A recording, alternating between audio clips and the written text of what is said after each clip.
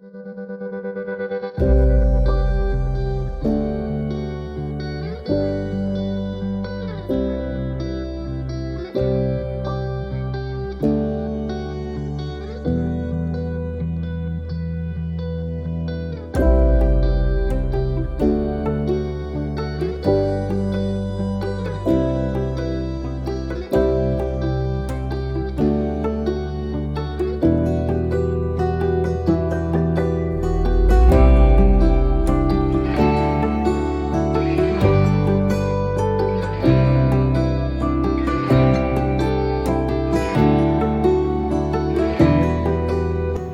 question que j'ai à vous poser, Madame Swedjede, c'est quand nous parlons des parents, vous qui accompagnez nos jeunes, est-ce qu'à un moment donné, par rapport à la réalité que nous décrivons, là nous sommes dans Parlons-en, je suis carrément en train de sortir du cadre de l'Église, parce qu'une mère me disait une fois, face à la situation, j'ai dû dire à mon enfant, prends un préservatif.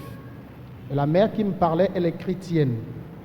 Est-ce que c'est des choses, face à la réalité du phénomène que nous décrivons, c'est des choses auxquelles on peut recourir ou bien on reste strictement dans ce dans quoi on nous a éduqués, ça ne se fait pas?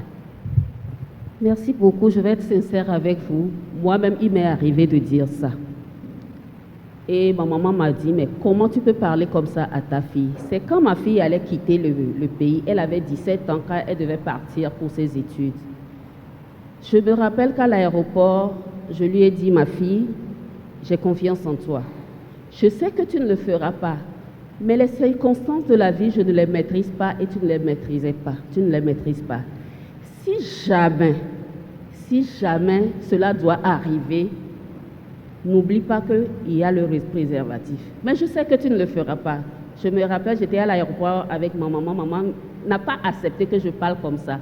Mais je lui dis, je veux être réaliste dans le monde actuel dans lequel nous sommes.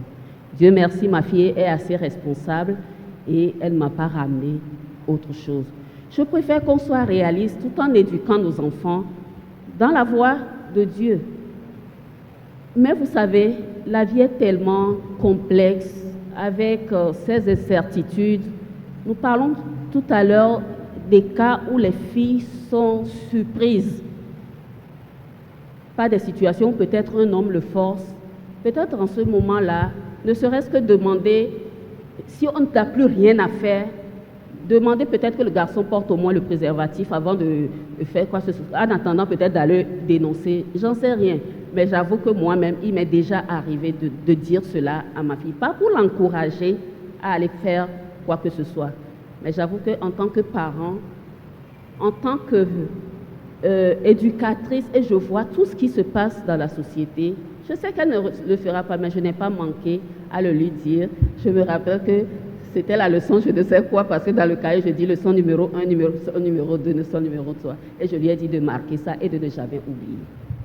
Merci beaucoup. Je ne sais pas si le pasteur est d'accord avec vous. On reviendra vers le pasteur pour avoir son avis. Les questions. De Kodjo n'est pas égal à la chance de Kofi. J'ai une cliente, ma cliente Brevre. Comment elle se montre dans son quartier, même si elle a eu sa servante à la maison, sa voix qui sort même. Tout le monde, tous les gens qui sont dans le quartier le connaissent très bien. Étant donné, sa fille est tombée enceinte à comment on appelle, celui qui travaille au moulin. À un meunier. Un meunier.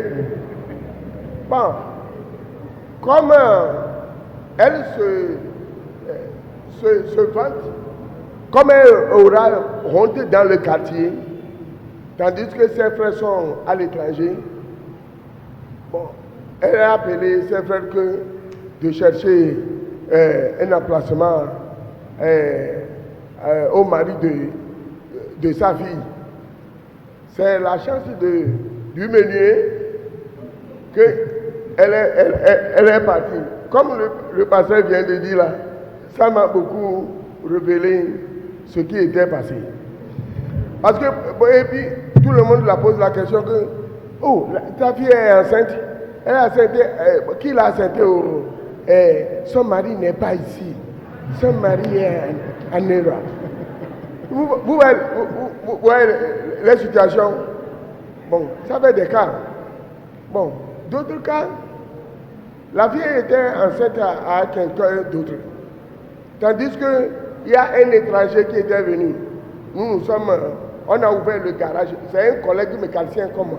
On a ouvert le garage en 93. Et puis, c'est son petit frère qui est revenu. Étant donné que lui est revenu de là, bon, elle a vu la fille, tandis que, bon, dans la semaine comme ça, bon, elle n'a plus ses menstruations. Comme l'étranger est venu, lui a fait la cour, elle a voulu s'accrocher d'elle parce qu'il vient de l'étranger. Tandis que c'est quelqu'un d'autre qui... Bon, les filles cherchent d'aller au haut lieu pour donner ce qui n'est pas à la portée de Kofi, mais à Kojo. Tu vois que ça balance. Merci beaucoup. Donc, je vous en prie, surtout les filles, que vous allez gâter votre avenir. C'est vous qui allez succomber. Je vous supplie, étant donné que nous sommes chrétiens, que ça ne passe pas par vous. Vous allez entendre, mais que ça ne passe pas par vous. Merci. Merci beaucoup à notre frère. Deuxième intervention. Je me nomme Parosio Dieudonné. Je suis élève. J'aimerais savoir, il arrive des fois où c'est les filles qui tombent amoureuses des garçons. Il y a une fille, genre, elle a 30 ans et le garçon a 25 ans. Et si il se donne des rapports sexuels, on peut dire que c'est la fille qui a violé le garçon. Donc j'aimerais savoir si la fille tombe par exemple grosse, ça sera sur le charge du garçon ou bien de la fille. Vous dites que la fille a quel âge? Elle a 30 ans. Le garçon a 25 ans. Ils sont majeurs. Ok. Le garçon, la fille a 20 ans, le garçon a 15 ans. D'accord. Ouais. On va prendre une autre question. Merci. Je pense que le juge va nous aider sur cette question après. Une autre question. Moi, c'est dans le drapeau Roland. Je suis étudiant. Et ma première question est-ce que dans une couple, est-ce que ces gens-là, ils peuvent utiliser les préservatifs dans une couple qui s'est marié? Est-ce qu'ils peuvent utiliser les préservatifs? D'accord. La deuxième question est que quels sont les soins médicaux à prendre une jeune fille qui n'est pas encore mature mais qui est enceinte? Quels sont les soins médicaux qu'il peut prendre? Ok, merci beaucoup. Merci beaucoup. Donc, est-ce qu'on peut utiliser un préservatif dans un couple et quels sont les soins médicaux à prendre? Je pense que la deuxième question sur les soins médicaux, c'est le docteur qui va nous aider sur cette question-là. Je me nomme encore Nakan Yemutier Asana, je suis élève. Je voulais poser la question. Si la fille tombe grosse d'un autre garçon et il va chez un médecin, le médecin avorte la grossesse. Et si les parents sont au courant de la grossesse, est-ce qu'ils vont enfermer le médecin? Ma deuxième question est que quand la maman parlait que la fille est tombée grosse, ses parents, le garçon a fui le pays. Et puis, si la fille, ce que sa maman a fait, si l'enfant reprenait ce que sa maman a fait. Je n'ai pas compris la deuxième question. La deuxième question est que, comme la maman est tombée grosse, elle ne connaît pas le père de l'enfant. Si l'enfant faisait la même chose que sa mère. D'accord. On va essayer, si vous permettez, on va répondre à ces questions et puis après on prendra ceux qui restent. Juge auteur, la situation, une fille de 20 ans, un garçon de 15 ans, est-ce qu'on va enfermer la fille pour avoir abusé d'un jeune homme? Oui, je crois que sur les réseaux sociaux, vous avez ces cas-là, souvent. Parce qu'une personne humaine, avant l'âge de la majorité, on considère que cette personne n'a pas de volonté. Il y a des cas dans lesquels une personne, une femme mature, entretient des relations avec un jeune homme de 15 ans, eh bien, la femme est prise. Oui, c'est également possible. Ce n'est pas seulement dans le cas d'un garçon âgé, d'une fille mineure. Donc, si le garçon est mineur, eh bien, on doit éviter également, lorsqu'on est majeur, d'avoir des relations sexuelles avec une telle personne. Soit c'est la pédophilie, soit c'est le viol. Merci beaucoup. Pasteur, la question de l'usage du préservatif dans un couple, je pense que c'est moi qui ai introduit le débat du préservatif en posant la question à Mme Sojedé. Est-ce que dans un couple, on peut utiliser le préservatif? Quelle est la position, votre position, d'abord même sur l'usage même du préservatif? Merci. Bien, le préservatif fait partie des méthodes de planning familial. Par conséquent, l'usage du préservatif peut être accepté dans un couple légalement marié, vivant en couple, et si le couple décide, c'est-à-dire l'homme et la femme décident d'espacer leur enfant ou bien de ne pas avoir d'enfants, ils peuvent utiliser le préservatif. Mais hors de ce cadre, si le préservatif est utilisé hors du cadre du mariage, là, ça devient un péché. Même si ce n'est pas utilisé, c'est aussi péché. Préservatif, oui, mais uniquement dans un couple légalement marié, utilisé comme méthode de planification familiale. Merci.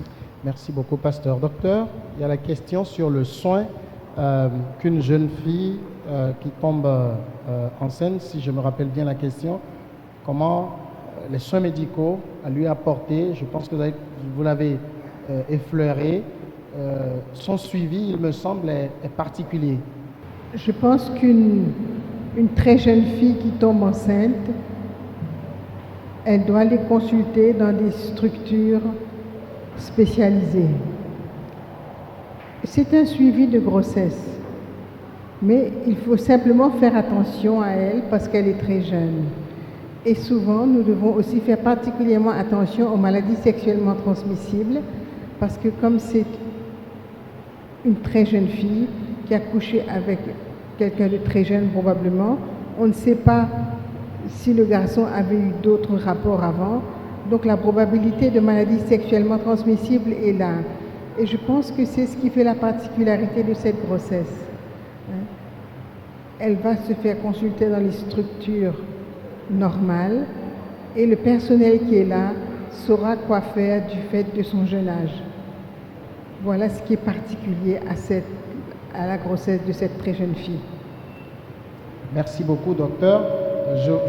Avec votre permission, si la question qui était venue ici, si elle peut la rappeler pour qu'on puisse y répondre. Au fait, elle voudrait savoir, Madame Sojedé avait donné un exemple d'une jeune fille qui a couché avec deux garçons. Elle a donné la naissance du garçon à une autre personne. Sa question est de savoir si cet enfant grandissait et que dans les questions, sa mère lui dit ce qui lui est arrivé avant sa conception et que par mégarde, la fille commet la même erreur que sa mère. Quel conseil sa mère peut lui donner dans telle situation? En fait, c'est ça sa question. D'abord, avant de répondre à cette question, je voudrais revenir un peu à la question du préservatif pour dire que je suis parfaitement d'accord avec ce que le pasteur a dit. et pour que les gens comprennent. Peut-être que je ne suis pas allée au bout de la réponse pour dire, là c'est un parent qui dit, prends le préservatif avant d'aller. Ça c'est un autre cas. Moi je parlais dans les cas extrêmes où on ne maîtrise pas la situation. Mais en aucun cas un parent ne peut dire, bon, prends les préservatifs et va faire ce que tu veux, pour dire que je suis d'accord avec ce que le pasteur a dit et que nos jeunes comprennent qu'on ne les autorise pas à utiliser le préservatif n'importe comment. Il faut comprendre ça. Maintenant, par rapport à cette question, elle dit si l'enfant grandit et qu'elle fait quelque chose, qu'est-ce que le parent doit faire?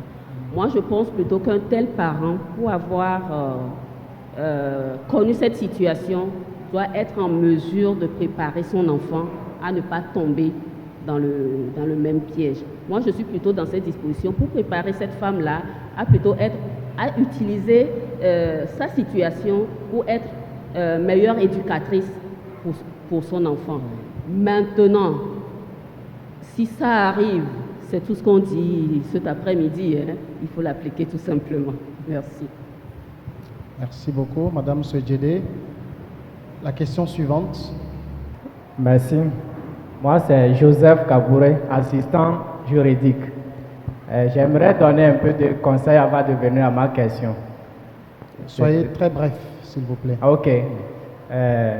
C'est par rapport à nos jeunes filles qui, après avoir contracté grossesse, essaient d'attacher, permettez-moi le terme, d'attacher leur ventre pour qu'on ne sache pas.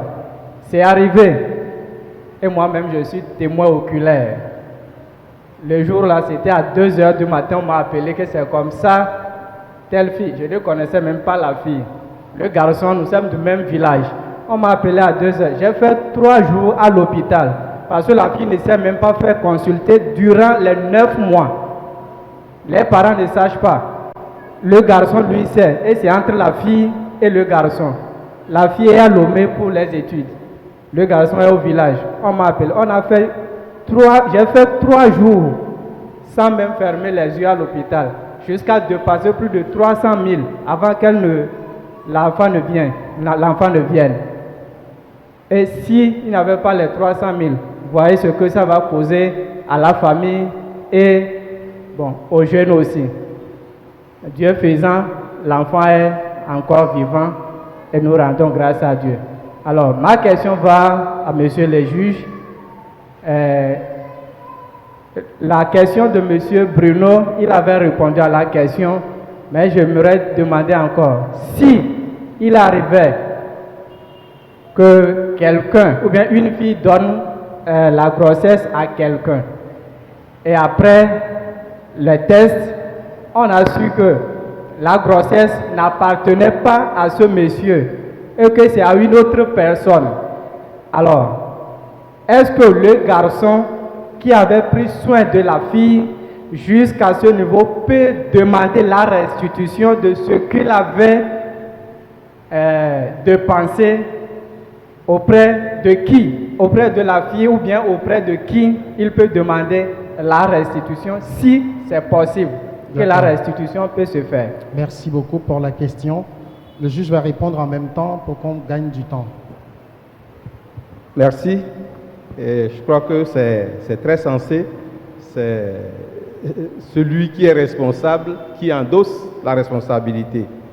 Donc, ce monsieur, s'il a pris en charge la grossesse, le trousseau et tout le reste, alors que l'enfant n'est pas de ses œuvres, c'est logique qu'il demande la restitution des montants qu'il a indûment déboursés. Donc, s'il est intelligent, il poursuivra à la fois la fille et le véritable père. Et le juge rendra le verdict en les condamnant à lui restituer les montants qu'il a dépensés.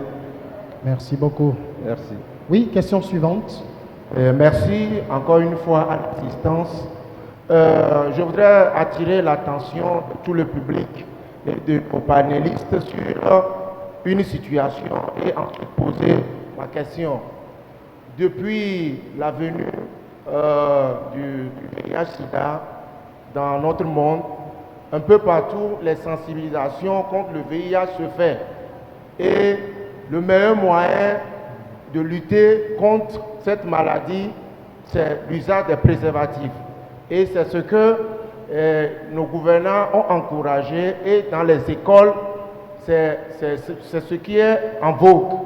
Et depuis les années 90, où cette sensibilisation a commencé, il y a une transformation dans la société, où les mentalités des enfants, des adolescents sont touchées par cette sensibilisation-là, cette éducation à l'usage des préservatifs, non seulement pour lutter contre le sida, mais pour lutter contre les grossesses précoces. Et c'est bien dit. Vous voyez. Donc, il y a un changement de mentalité au niveau de la société, où aujourd'hui le port des préservatifs au niveau des adolescents n'est pas vraiment un péché comme le pense l'Église. Et de l'autre côté, l'Église opte pour une éducation sans préservatif.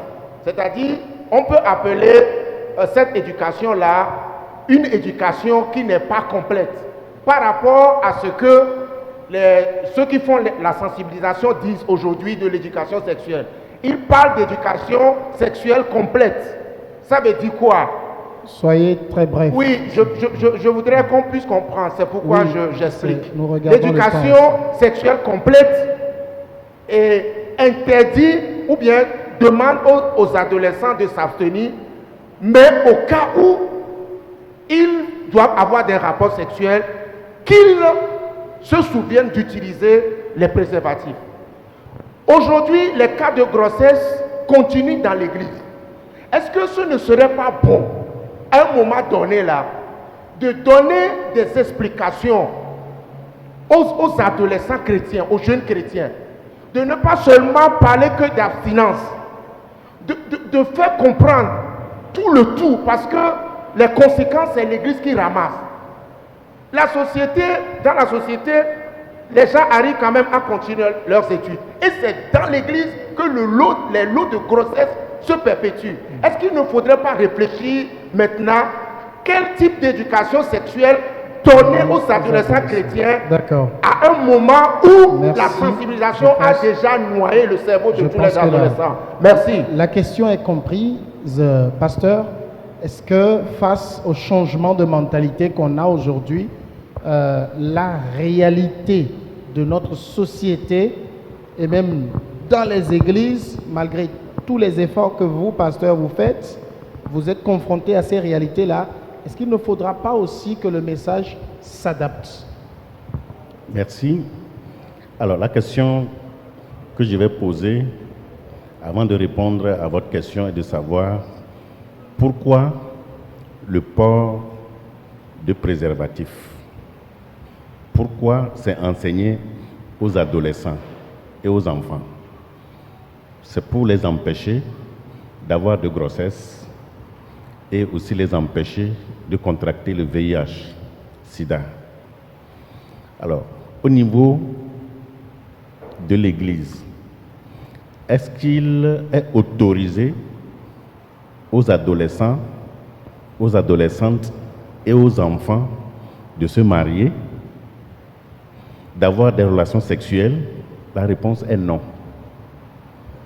Par conséquent, je ne vois pas pour quelle raison maintenant nous allons introduire les préservatifs au sein de l'Église et les donner aux enfants, aux adolescents, pour éviter les grossesses et le VIH-Sida. Je ne vois pas la raison. Ou alors, on va changer la Bible. On change le message biblique, tout simplement. Or, la parole de Dieu demeure immuable, inchangeable. Quelle que soit la nature de la société, c'est la société, elle, autre, qui doit être changée à l'image de la parole de Dieu. Mais nous n'allons pas changer la parole de Dieu à l'image de la société. Sinon, le monde serait en déconfiture totale. Il est demandé plutôt à l'Église d'impacter le monde et de la changer. C'est ce que Jésus a enseigné par ses paroles quand il disait « Vous êtes la lumière du monde, vous êtes le sel de la terre ». Ce n'est pas le monde qui va nous impacter par ce qu'il enseigne. Nous sommes des enfants de Dieu, nous sommes des chrétiens, il va falloir que nous fassions la différence. Nous devons être des références. Parce que, je vais le dire encore ici, quand la lumière perd sa clarté, tout devient ténèbres. Et le Christ a dit, si le sel perd sa saveur, avec quoi la lui rendra-t-on? Et je dirais, pour terminer, quand il n'y a pas de référence, on se perd. L'Église doit être la référence. Nous devons être des phares allumés devant pour éclairer le monde, au lieu d'être des feux arrière. L'Église doit être Église. Ce n'est pas parce que les choses se passent ainsi dans le monde que nous allons nous aussi nous conformer, non. Je ne suis pas du tout de cet avis-là. Merci, pasteur. Merci. Madame Segedé, on va aller très rapidement. Oui, pour répondre au monsieur, et en allant dans le même sens que le pasteur pour dire, on ne va pas se conformer à tout ce qui se passe maintenant pour aller dans le sens de le dire dans l'Église, aller au préservatif. Nous prenons l'abstinence. Je pense plutôt que montrons-leur tous les moyens nécessaires pour pouvoir pratiquer l'abstinence parce que c'est possible. Et c'est là que je suis d'accord avec ce programme pour que finalement on arrive à leur faire comprendre que oui, le monde a changé avec les réseaux sociaux, tout ça. C'est vrai, les mentalités ont changé. Mais malgré ça, il y a encore des gens qui maintiennent le flambeau, il y a encore des gens qui respectent les valeurs bibliques, les valeurs humaines, je veux dire. C'est là que peut-être on met devant eux des modèles, des gens qui ont pu se préserver pour leur dire véritablement comment j'ai fait pour me maintenir. Parce que il serait peut-être un mensonge de dire non, je n'ai pas eu envie. Non, elles ont eu envie, mais elles ne sont pas allées jusqu'au bout en allant chercher du préservatif pour coucher avec un homme. Comment j'ai fait, c'est ce qu'on va leur enseigner, c'est ce qu'on va partager avec eux. Le drame, c'est que pudeur, un peu de honte, on n'arrive pas dans ces séances comme ça à pouvoir parler de ces choses. C'est pour ça que peut-être je vais demander qu'au-delà de ce programme, où on se permet quand même de dire et ce qu'on fait de bien, ce qu'on ne fait pas de bien, arriver peut-être à faire des petites cellules dans lesquelles, entre de sœur à sœur, de mère à fille, on puisse leur donner des astuces. Parce que oui, c'est possible de se préserver. Et moi, je dis toujours, tant que tu n'as pas pratiqué l'abstinence et que tu mets dans ta tête que ce n'est pas possible, quand tu vas te marier un jour, je pose la question, si ton mari est malade, tu vas te balader sur les hommes pour dire parce que mon mari est malade, j'ai eu envie, je suis allé coucher avec un autre homme, ce n'est pas possible. Tout s'apprend et l'abstinence est possible et c'est ça qu'on va leur apprendre, les astuces, je veux dire. Merci beaucoup. Madame Segedé. Docteur Issou. Bon, je crois qu'en aucun cas, l'Église ne peut pas faire la promotion du port du préservatif. Même dans le monde, les jeunes qui le portent, c'est parmi ce groupe de jeunes qu'on a des taux élevés de grossesse indésirée. Moi, j'avais fait mon mémoire sur la sexualité des adolescents. Il y a plus de 70 adolescents qui n'aiment pas porter le préservatif. Donc, pour dire aujourd'hui que le port de préservatif n'est pas la solution au problème que nous sommes en train de traiter. Le monde même n'a pas trouvé solution en encourageant le port. Donc, c'est là que l'Église doit se positionner pour pouvoir dire la meilleure des solutions, c'est l'abstinence. Et comme le pasteur a dit, l'Église doit prendre position pour pouvoir éclairer le monde. Que nos jeunes comprennent, l'abstinence est la meilleure solution. On ne s'abstient pas parce que le pasteur a demandé. On ne s'abstient pas parce que maman et papa ont demandé. On s'abstient parce qu'on se respecte, on a des objectifs et on veut atteindre ces objectifs. Et quand on s'abstient, on rentre dans le mariage futur, ça nous apporte de bénédictions. Donc, le port de préservatif n'est pas la solution aux grossesses précoces. Encourageons plutôt les jeunes à l'abstinence et je crois que d'ici là, l'Église va impacter le monde pour qu'une solution pérenne soit trouvée à ce problème. Merci beaucoup. Intervention suivante. Bonsoir, je m'appelle Elisabeth, je suis secrétaire. Merci beaucoup pour l'enseignement. Ma question va dans le sens du port de préservatif dans le couple. Dans Genèse 38, versets 9 à 10, on a dit, Onan, sachant que cette postérité ne serait pas à lui, se souillait à terre lorsqu'il allait vers la femme de son frère, afin de ne pas donner de postérité à son frère. Ce qu'il faisait déplut à l'Éternel, qui le fit aussi mourir. J'aimerais demander, si le port des préservatifs et ce que Onan a fait ici, s'ils ne sont pas des mêmes choses, ou bien il y a une différence qui est dedans, ou bien c'est parce que Onan ne voulait pas donner la postérité pour son frère que Dieu l'a fait mourir, ou bien c'est parce qu'il se souillait à terre. Et aussi la différence entre se souiller à terre et porter les préservatifs. Merci. Merci beaucoup. C'est une question pour le pasteur. Je pense qu'il reste 2 interventions avant qu'on finisse. Pasteur, c'est une question que beaucoup posent en citant ce même verset. Quelle est finalement la compréhension de ce verset-là? Ok, merci beaucoup. La compréhension de ce verset, pourquoi Dieu a-t-il puni Onan? Ce n'est pas pour le fait qu'il se souillait à terre, mais c'est l'intention qui était derrière l'acte qu'il posait, le fait de se souiller à terre. L'intention était de ne pas donner de progéniture à son frère. Et c'est ce qui était mauvais. C'est selon la loi, il devait donner de progéniture à son frère. Mais pour ne pas donner de progéniture à son frère, c'est pourquoi il ne laissait pas la semence dans la femme. Il se souillait à terre. Alors, le port de préservatif n'est pas forcément synonyme d'onanisme. Mais, si vous portez le préservatif, vous retenez aussi le sperme. Mais il peut arriver que le préservatif ne soit pas en de bonnes conditions et laisse passer les spermatozoïdes. Vous voyez ça? Bon. Mais certains expliquent que le fait que Onan se souille à terre, c'est synonyme au condom. Donc même en couple légalement marié, on ne peut pas utiliser le préservatif pour espacer les naissances ou bien comme méthode de planification familiale. Je dis non. Ils ont mal compris.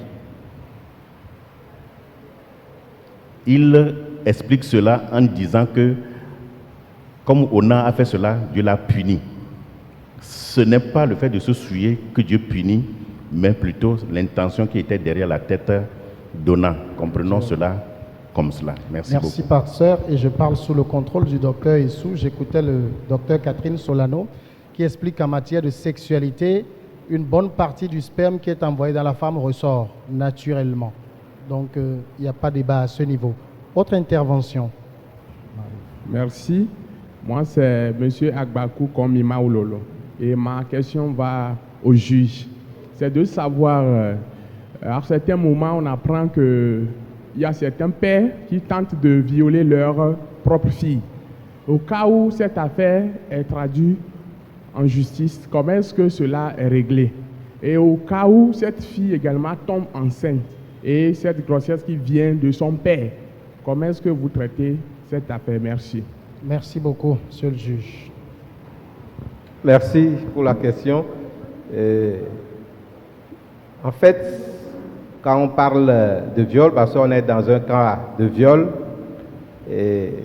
doublé d'inceste, eh bien, c'est les cas les plus graves. Le viol est puni de 5 à 10 ans d'emprisonnement et d'une amende de 2 millions à 10 millions. Mais lorsque le viol est perpétré dans un cadre comme dans celui-là, soit c'est vous avez une responsabilité sur la personne, soit vous êtes son encadreur, ou encore par 2 ou plusieurs personnes sur la même fille, ou encore avec menaces, avec armes et autres, eh bien, la peine est doublée. C'est de 10 à 20 ans et l'amende passe de 10 millions à 20 millions. Ici, dans le cadre d'un père qui commet un tel acte, eh bien, il est déjà entre 10 ans et 20 ans d'emprisonnement. C'est un cas très grave. Et de l'autre côté également, comment le dit-on, lorsque cela arrive, ça fait partie des cas où la loi autorise l'avortement. C'est l'inceste. On a dit en cas d'inceste ou de viol. Mais la loi n'en fait pas une obligation. Donc ça dépendra de celui qui est dans la situation. Merci. Pasteur veut ajouter quelque chose? Oui. Tout à l'heure, nous avons parlé des prises en charge psychologiques dans des situations pareilles. J'ai eu à écouter une histoire concernant un père qui a usé d'une arme blanche pour coucher avec sa propre fille. Depuis que cela est arrivé, la relation entre le père et la fille a changé et la mère constatait. Mais la mère n'est pas membre. C'est la fille seule qui vient à l'église. Puisque le père a pris le couteau. Si tu refuses, je te tue. Bien, la mère n'a rien compris. La fille n'a rien dit aussi à sa mère. La mère est venue voir le pasteur. Demande à ma fille, qu'y a-t-il entre elle et son père? Et c'est le pasteur, en fouillant, qui a compris par ce que la fille lui a dit. La fille a confessé que c'est ce que le père a fait avec elle. Et la relation entre elle et son père, ça a changé à la maison. Aujourd'hui, la fille se trouve en Europe, mais refuse de se marier. Les garçons tournent autour d'elle. Les garçons font la ronde, on lui fait la cour, dit, oh, vous êtes tous les mêmes. Est-ce que vous êtes différents de mon père? Alors, ça agit sur la psychologie de la fille jusqu'au jour d'aujourd'hui. Elle ne veut plus se marier. Des cas pareils nécessitent certainement une prise en charge. Malgré le côté spirituel, elle a besoin d'une prise en charge. Voyez-vous la situation? Alors, c'est ce que j'ai voulu ajouter à la question posée et à la réponse donnée par le président. Merci beaucoup, pasteur. Bonsoir. Bonsoir. Je m'appelle Akadiao Patrick Sizing. Je voudrais apporter 2 points. Le premier point va dans le sens de Madame Sojede en disant, nous savons que il faut l'abstinence, il est vrai. Mais le monde dans lequel nous sommes, parfois il y a certaines réalités que nous ne pouvons pas adhérer. Je dis, bon, l'exemple qu'elle a donné, que son enfant allant en Europe pour des études, elle a donné conseil que, bon, fais tout pour s'abstenir, mais au pire des cas, il faut utiliser le préservatif. Bon, moi, particulièrement, bien sûr, il faut l'abstinence, mais pour éviter le pire, je partage la vie là, parce qu'il suffisait qu'elle aille et elle n'utilise pas et tombe grosse et elle avorte. Quelle est la pire des conséquences entre accepter, concevoir et avorter et utiliser le préservatif? C'est le premier point. Bon, mon second point, les causes des grossesses précoces et non désirées proviennent souvent des parents, des églises et de la société, je vais dire l'État. L'État, bon, pour cause de misère.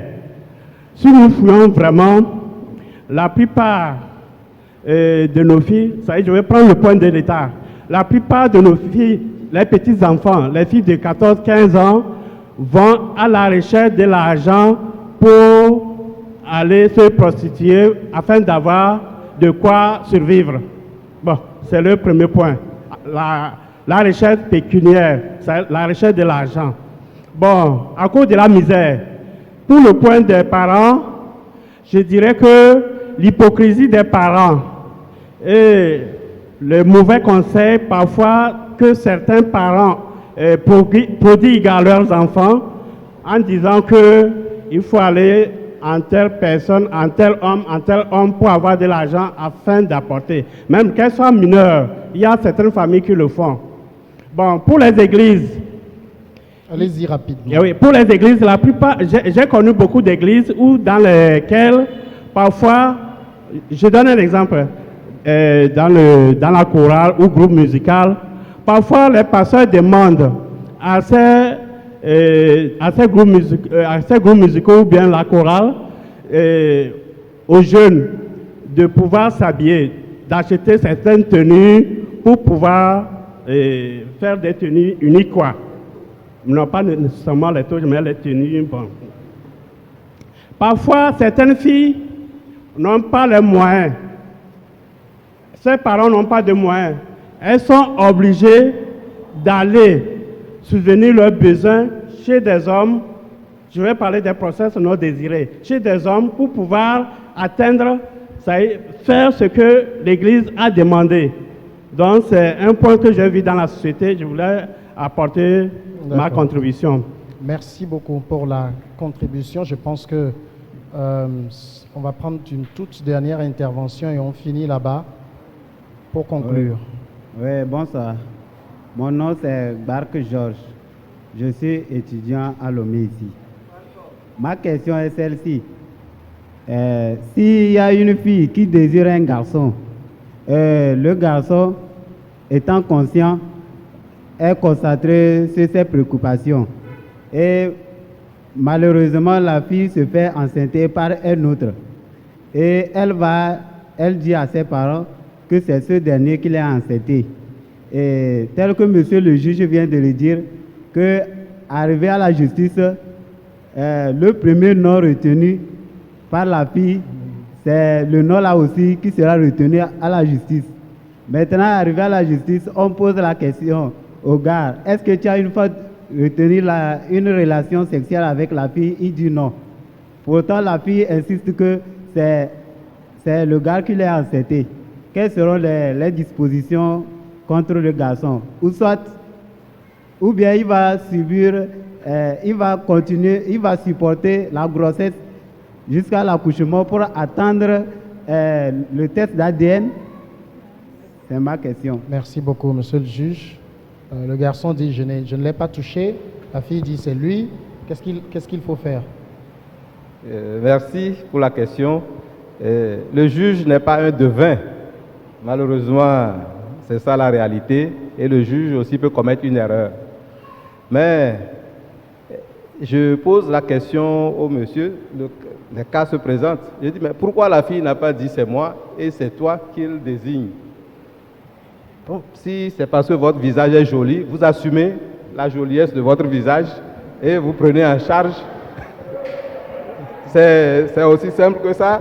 Elle n'a pas désigné tel autre, elle n'a pas désigné tel autre. Moi, je ne peux pas savoir si c'est vrai ou c'est faux. Et après, je dis à la fille, si c'est vrai que ce que le monsieur dit, qu'il n'a jamais couché avec vous, je me dégage de toute responsabilité. Sachez que ça tombe sur votre tête, parce que je ne suis pas dans le secret des dieux, mais je considère votre parole comme étant vraie, puisque c'est vous qui portez la grossesse.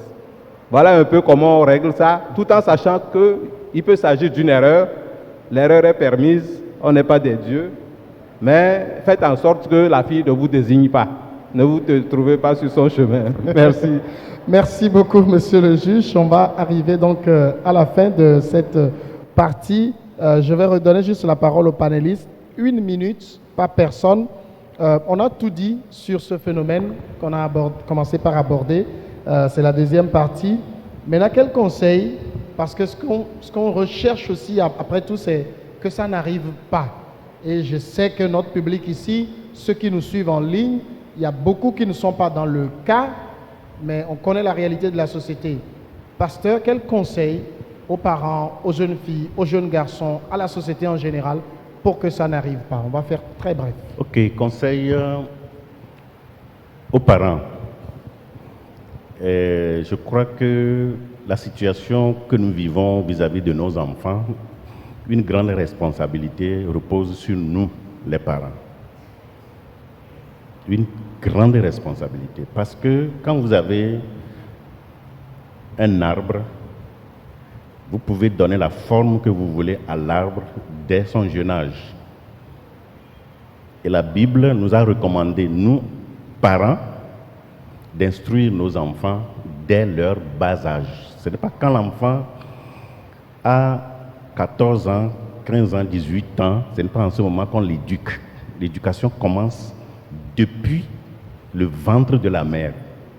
C'est depuis le ventre. Alors, sur ce, une grande responsabilité repose sur nous, les parents. Les parents doivent veiller sur l'éducation de leurs enfants à partir du moment où l'enfant commence par vivre, c'est-à-dire depuis le ventre. Et puis, quand l'enfant sort, nous devons l'entourer de tous les soins.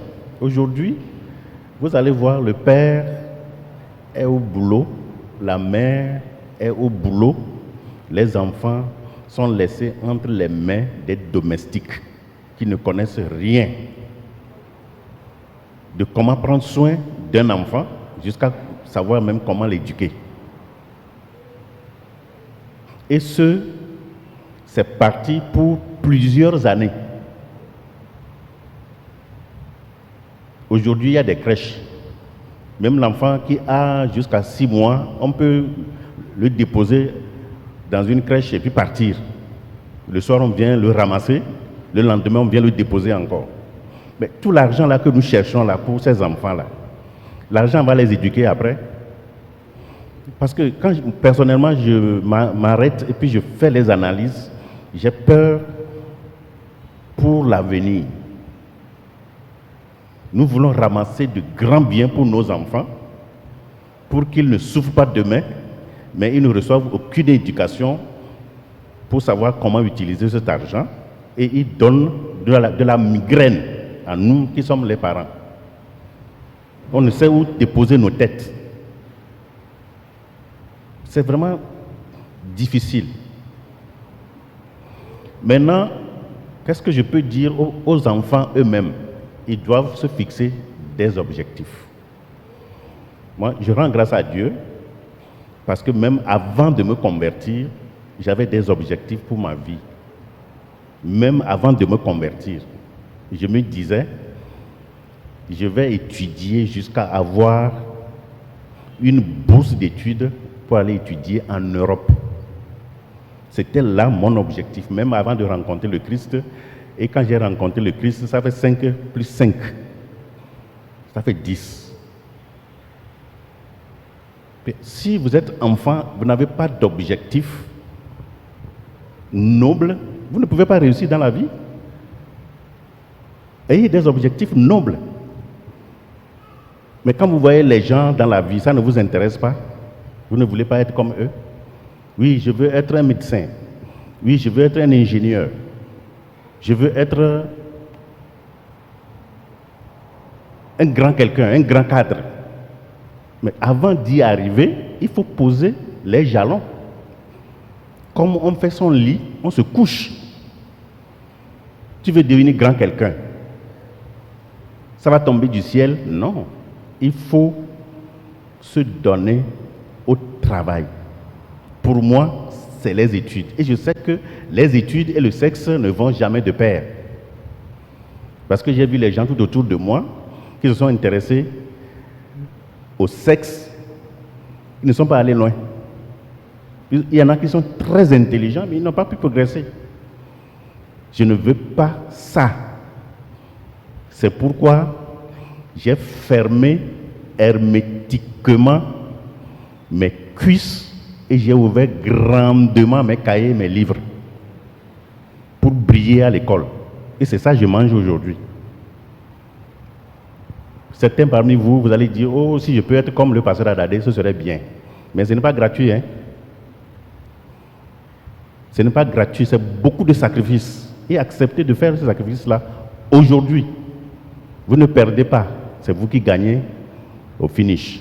Merci. Ma prière pour vous, c'est que vous puissiez réussir et atteindre vos objectifs. Que Dieu vous bénisse. Merci beaucoup, pasteur. Docteur Loko Donou, qu'est-ce que vous avez à dire en matière de prévention en tant que médecin pour éviter que ces situations de grossesse précoce, de maternité précoce ne surviennent?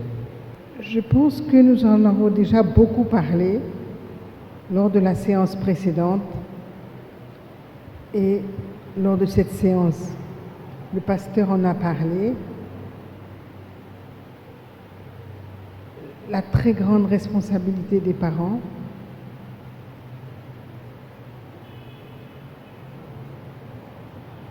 Mais ce n'est pas simple.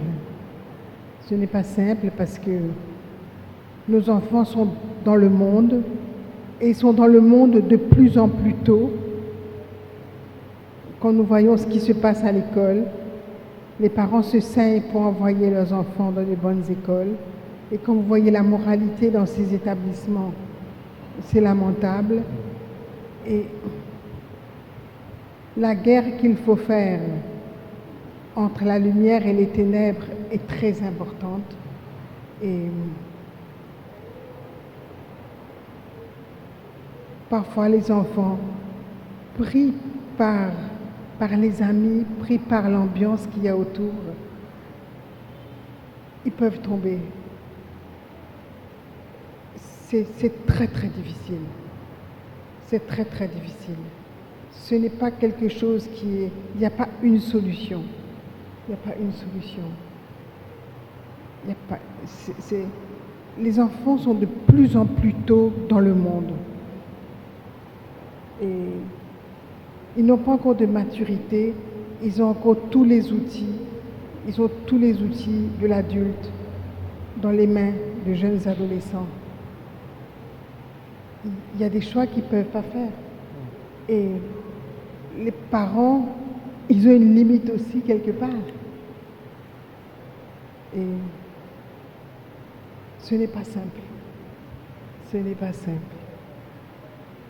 Et je dirais que si nos enfants sont bien encadrés, si nos enfants sont dans l'Église, et si on a pu inculquer à nos jeunes la crainte de Dieu, il y a quelque chose qui est peut-être possible. Si les enfants peuvent acquérir la crainte de Dieu, ils sont déjà armés. Mais aujourd'hui, à l'école, les amis se moquent d'eux. Les amis se moquent d'eux. La religion est en mauvaise posture, la foi de nos jeunes est en mauvaise posture. Et il faut avoir une grosse personnalité aussi pour pouvoir tenir. Il n'y a pas une solution. Il n'y a pas une seule solution. Nous faisons de notre mieux, les parents, l'Église, les conseillers, mais on ne peut pas aller plus loin. Merci beaucoup, docteur Loko Donou. Juste autant, on a parlé des parents, on a parlé des adolescents eux-mêmes. Il y a aussi un autre acteur qui est important et peut-être je vous demanderai qu'est-ce que vous pourrez leur dire. Ce sont les enseignants à l'école. Nos enfants passent en moyenne entre 5 à 7 heures de temps par jour avec les enseignants qui ont aussi un rôle crucial à jouer en cette matière. Je vous remercie. En parlant des enseignants, je crois qu'on est dans un monde où on ne peut plus faire confiance à qui que ce soit. Quand des éducateurs sont devant nous à la justice, nous leur disons, vous êtes un éducateur, nous pensons pouvoir compter sur vous. Mais en réalité, ce qui se passe à l'école, ça détermine tout. Les enfants, très souvent, reviennent avec... parce que les éducateurs, en réalité, vous allez vous en apercevoir peut-être, la plupart, ils n'y sont pas par vocation. Les gens en ont fait un gagne-pain. Certains vous diront, les jeunes filles à l'école, c'est leur indemnité. Pourquoi on peut leur dire de ne pas... parce que leur salaire n'est pas suffisant. S'il y a une indemnité à l'école, ce sont les jeunes filles. Vous comprenez ça? Bon, lorsque votre enfant va à l'école et que l'enfant revient, vous devez faire très attention aux relations que cet enfant a avec son éducateur.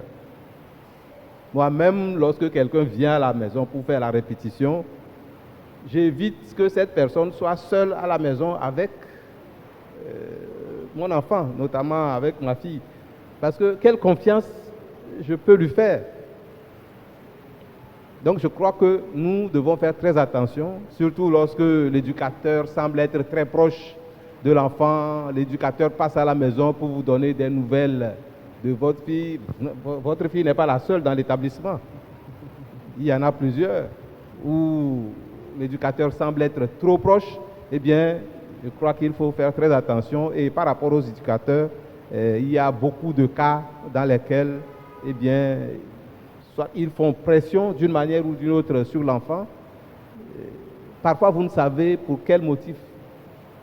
Vous ne voyez pas transparaître l'aspect sexuel, mais l'éducateur a des comportements, soit c'est des injures constantes, ou bien l'éducateur casse le moral de l'enfant.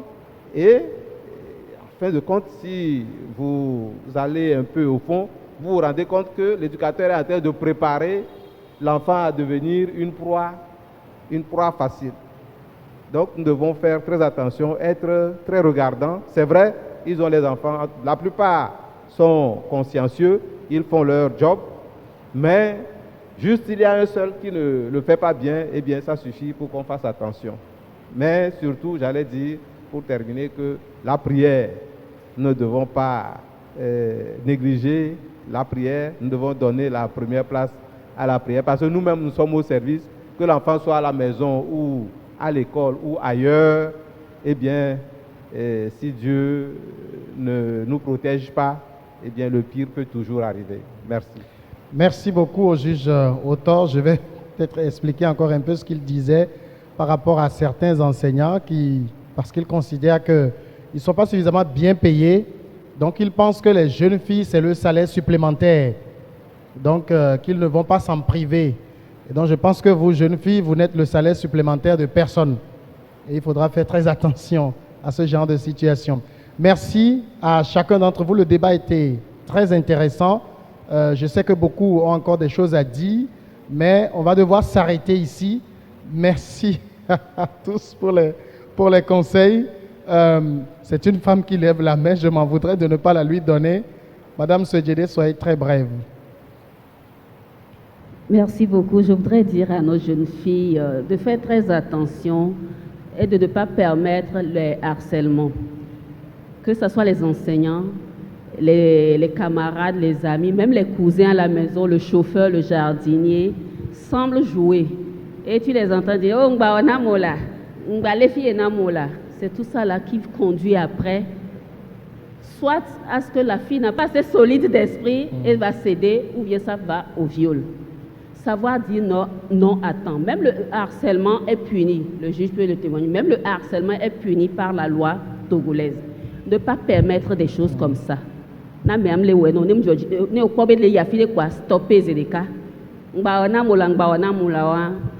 faut éviter. Et puis la maîtrise. Il faut qu'ils aient la maîtrise de soi et la confiance en eux-mêmes. Le fait d'avoir une estime de soi-même, de valeur qu'on a de quoi. Et plus. Quand tu te respectes, les autres te respectent. Il y a un coup de que les jeunes filles fassent attention. Je parle beaucoup plus des jeunes filles parce qu'à la fin, c'est elles qui perdent le plus. Et donc voilà, et pour les parents, pour la précarité que les filles utilisent très souvent comme raison pour aller prendre de l'argent pour les hommes jusqu'à tomber dans les cas de grossesse précoce. Je voudrais donner un exemple qui m'a fait un peu mal. Je vous parlais la dernière fois des filles que nous écoutons. Et ils sont tombés sur une fille et quand on a commencé à parler avec elle, elle a commencé à pleurer parce qu'elle se sentait vraiment mal. Et son histoire était vraiment... C'est une fille de pasteur. Elle dit, je sais que je dois m'abstenir.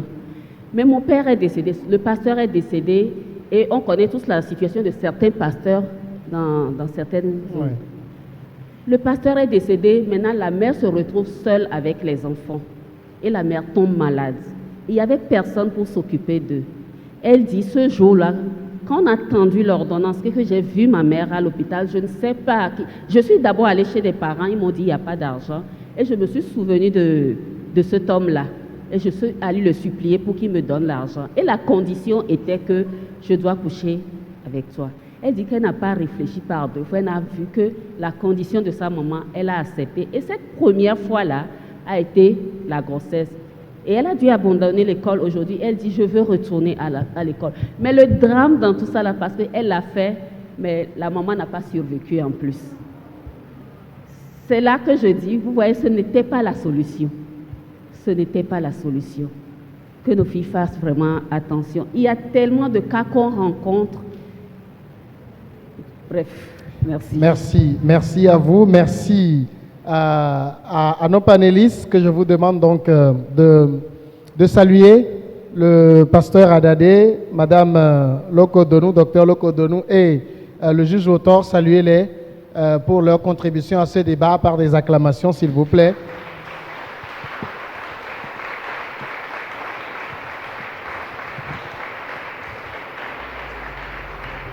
Merci. Ça a été très riche, ce premier numéro. Ça a vocation à continuer. D'autres thématiques vont être abordées sans langue de bois. On va en parler. On va poser les mots pour guérir les maux de notre société. Merci à tous de nous avoir suivis, d'être restés avec nous. Bonne soirée.